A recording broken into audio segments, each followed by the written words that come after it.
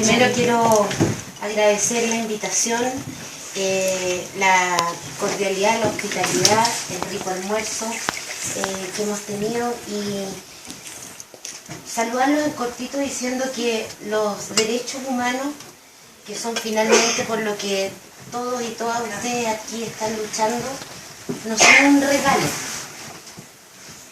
Hay que luchar por ello.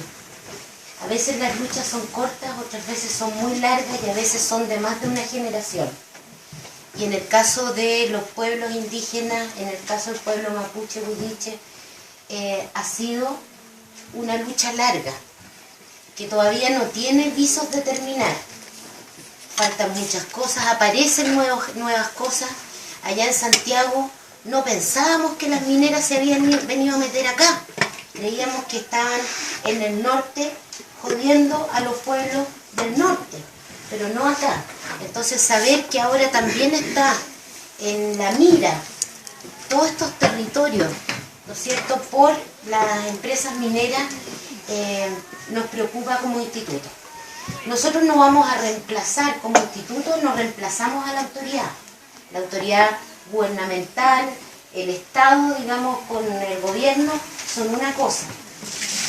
Nosotros tampoco podemos reemplazar a las comunidades.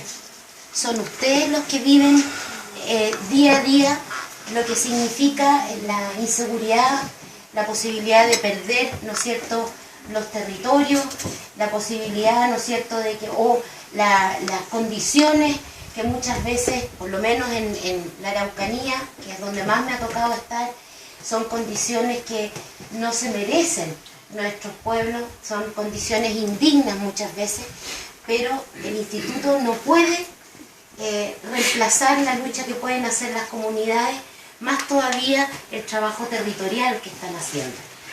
¿Qué podemos hacer y qué queremos hacer?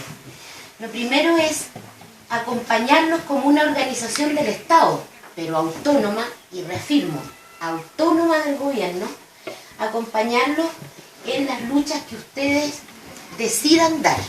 Doy mi agradecimiento por invitarme y por tener la posibilidad de escucharlo, porque más que venir a dar una receta, lo que yo quiero es tratar de llevarme todos los problemas y ver qué podemos hacer, tanto desde Santiago en el instituto como también desde la sede regional que dirige Mauricio Maya.